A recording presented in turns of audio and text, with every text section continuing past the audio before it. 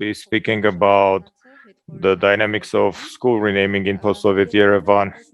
Yerevan, as a capital city, became the epitome of socio-economic, cultural, and political transformations, the stage for all of these transformations. And all of these changes leave an imprint, first and foremost, on the Yerevan's cultural space. The biggest wave was incarnate, perhaps in the wake of the collapse of the Soviet Union, on the path to the formation of a nation state. We looked at the ideological, political impact of these processes in eternalizing names, in particular, in renaming of the schools. We're basing it on historical archival materials and documents as well as field work, combining the data and analyzing from both sources. As Lefebvre mentioned, every revolution creates new space. In this respect, the school is viewed from two angles, as a physical and social space.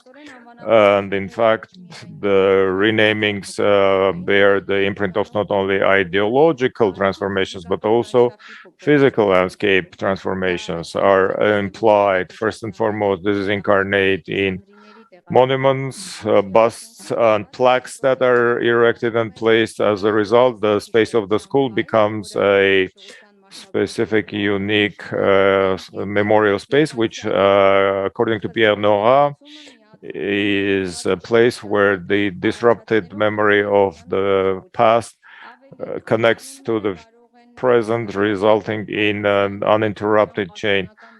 The official discourses of history and contemporary times are combined. At first sight, they seem to be detached from the realm of ideology and politics.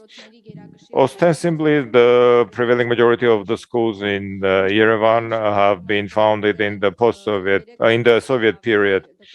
Before the Soviet time, there were 3,000 schools, and the names in that period were reflecting functional nature. They indicated the school's purpose or whose property they were. For example, it was called the parish school.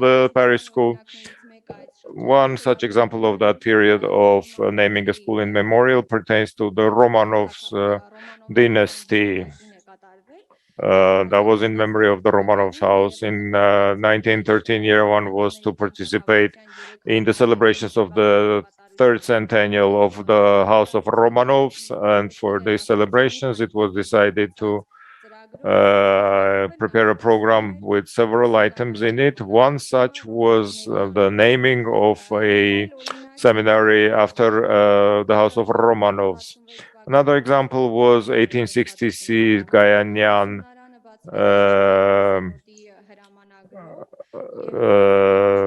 gymnasium, which was set up by the decree of the Echmiadzin Synod, and it was called after Gayane, the martyr of the Ripsimian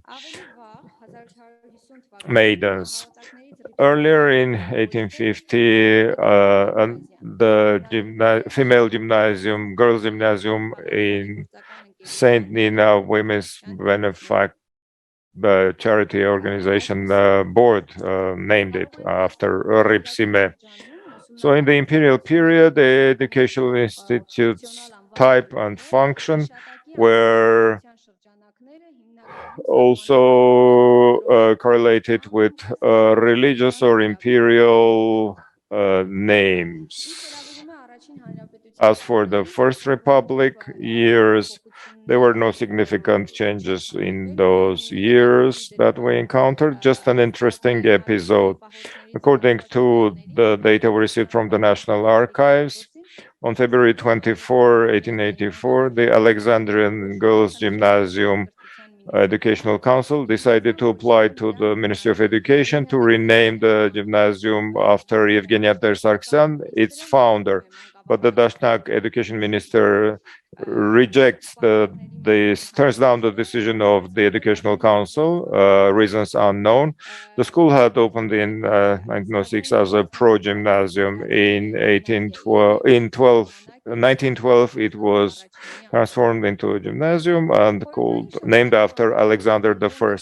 In the Soviet period, the renamings were mostly bearing the imprint and impact of the ideology of the administration. They were mostly named after politicians and statesmen, bearers of communist ideology, writers, authors, publicists, which also led to the augmentation of the physical landscape by the busts and statues thereof. A couple of examples, both have been pulled down. In the Soviet period, Yerevan had become a creative platform and played a role in setting new cultural models and roles. After the independence, Yerevan becomes the platform for uh, erasing it from the memory. The first such renamings mostly took place in the central districts downtown, where reputable schools were located, bearing the primary quote unquote, like this is a quote from Mr. Abrahamian, the names of primary heroes, quote unquote. When it comes to the names of primary heroes, one should mention that Stalin's and Beria's schools were renamed already in the Soviet period. The Stalin school was renamed Vahanterian, Beria was renamed Hakopakopian, and one may notice that during the Stalin period, the ideological meaning yielded partially to the local national names, which reflected the cultural policy trends of the period, as opposed to the Stalinist period, where the cultural educational area was merged with the party policy and ideology. In the Khrushchev period, it was detached. The ministry became a standalone public agency, encouraging free development of culture along the national lines. How were the schools renamed post-independence? Usually, the meaning of naming these schools, first and foremost, was for memory reasons and to make them distinct from other similar phenomena. Apart from the numbering, successive numbering of the schools, which already make them distinct from other schools, they also added a phrase, a name that had a memorial function. We encountered the issue here as to what type of individuals had to be memorized, or which aspect of their sector of their operation had to be memorized. We're encountering the issue of the political use of the past.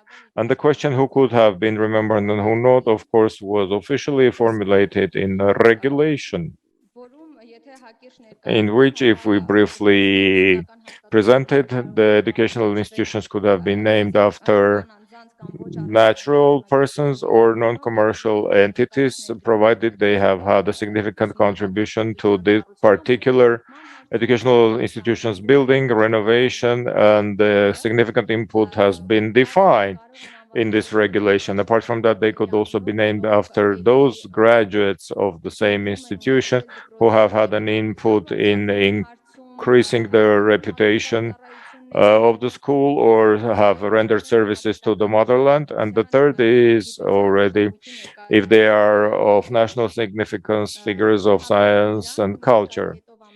And another bullet point enshrined that it could be named after a natural person at least 5 years after the latter's death.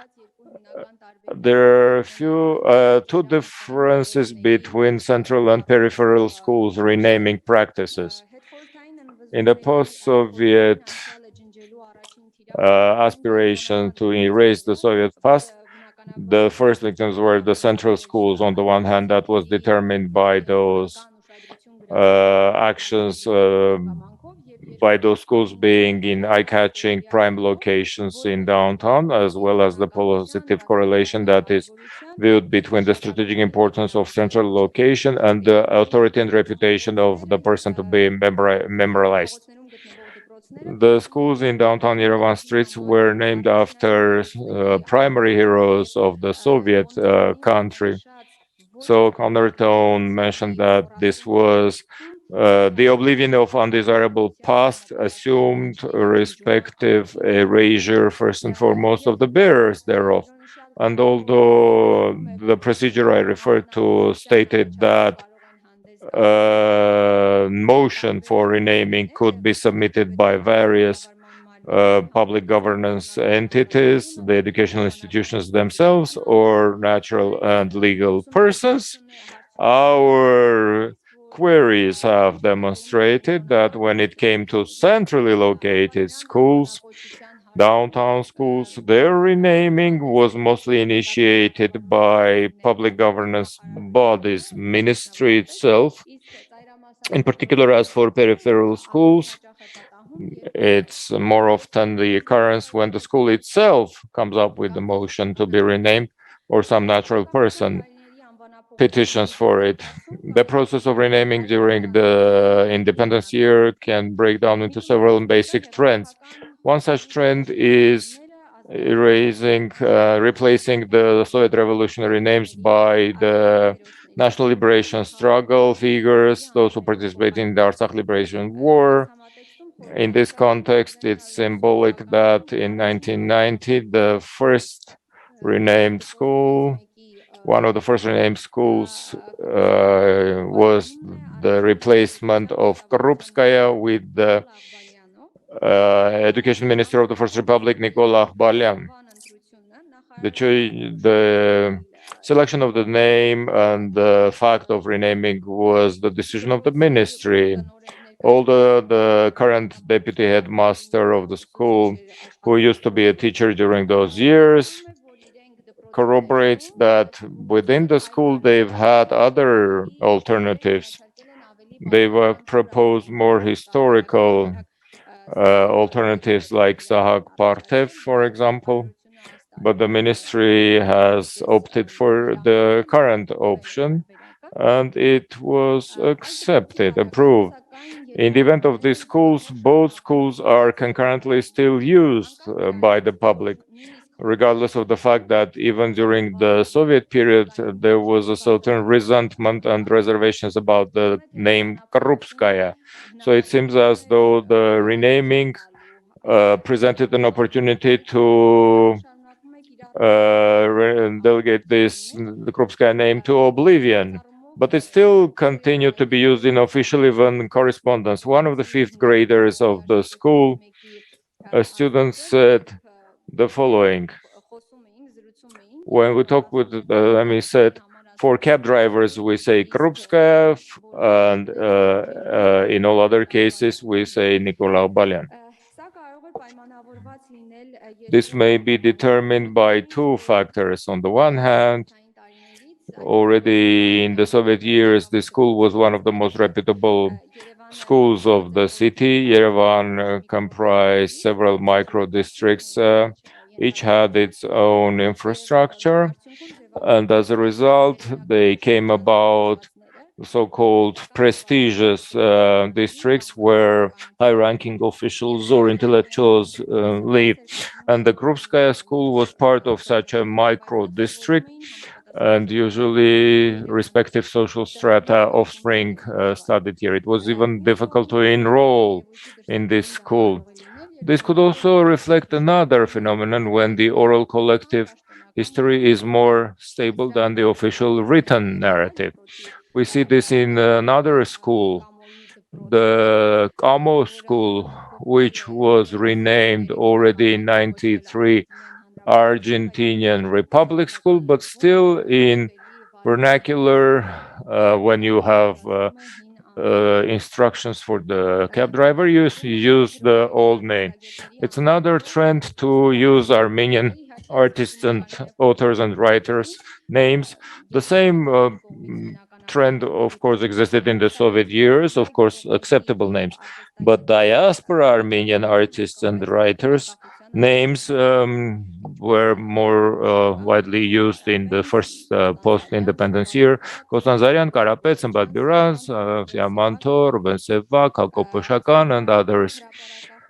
Diaspora writers and publicists' names have a common trend pattern. Mostly it's Armenian language writers who touched upon national identity, language, motherland topics in their writings. In the event of Yerevan schools, benefactors' names are quite rare, which mostly apply to peripheral schools. The religious figures' names are also outnumbered. I would like to emphasize in particular the second, Hrimian Hayrik, whose name was used to rename a school. This is a unique example of a restored name because the educational institution was founded in 1906 by Hrimian Hayrik himself and was called after him even then. And in the Soviet period, it was called 26 Commissars, and in the independence period, it regained its original name.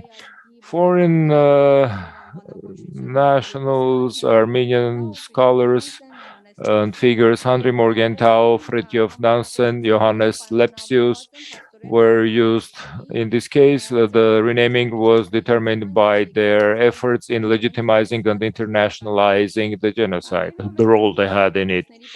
Nevertheless, in the case of several schools, the Soviet heroes have not succumbed to the trend and still are in the landscape of Yerevan educational, architectural, and cultural landscape. Stepan Shaumyan School is the most salient example.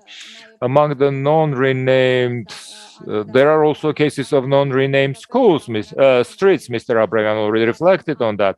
To save time, I will simply reflect on the quotidian specifics that have applied to these intact names. In an interview with the headmaster of the school, when we tried to find out what is the intention when he refers to Shaumyancis and their honor, he clarified that it's the school that he means. When it comes to Aghbalyan, it's his educational enlightenment, ideology, and activities that were recalled. And the headmaster also mentioned that the renaming is obliging them to be worthy of the name. In certain circumstances, during public presentations and celebrations, certain nuances and emphases have shifted in the event of preserved names. In the event of Shaumyan, for example, this is a quote from the Communist Daily, Russian language, where there is a reference to the teachers of the school, and an emphasis is made on that the Shaumyan school teachers have a different handwriting, and as they were taught, they convey this to their own students to continue in the same revolutionary spirit, not to succumb to difficulties, to put up a fight against challenges, and there is an emphasis on the revolutionary ideology of Shaumyan, as opposed to the previous statement by another headmaster. The renamings of the schools are not such a recent past. They're mostly 20th, 21st century poets, artists, politicians' names that are used. The exceptions are Movses Khorenatsi, number 143, Narekatsi, number 137, and Argishti first school. Around the renaming of this school, there were numerous discussions. It was renamed only in 2020. The quotes here are from the debate around the renaming. This renaming implies also some power over the space or the territory. It's not incidental that in Nelson Stepanyan school, when in the courtyard they were placing a plaque with a bust bas-relief of the hero. His brother's grandchildren were invited to participate in the ceremony. Public schools mostly have anthroponym renamed as opposed to the private schools, which we did not cover within the framework of this. And the only exception is the Argentina Republic School. In memoriam renamings mostly and predominantly refer to male figures. In the Soviet period, the only woman was Krupskaya. In the subsequent post-independence period, there is Silva Kaputykyan and Russian statesperson Galina Starovoitova. So in the post-Soviet period, the process of renaming Yerevan schools followed the same principle. Soviet ideology and heroes were replaced by national ideology and national heroes. As a result, the cultural landscape, social and historical memory erased, phased out the communist Soviet stratum, yielding to other strata, with some of the remnants preserved. The Soviet and post-Soviet period renamings were determined by the particular location, whether it was downtown or not, and the reputation of the figure it was named after. It also assumed, implied the memorialization of the school, partially with the ideological and political impact thereof as well. Thank you for your attention.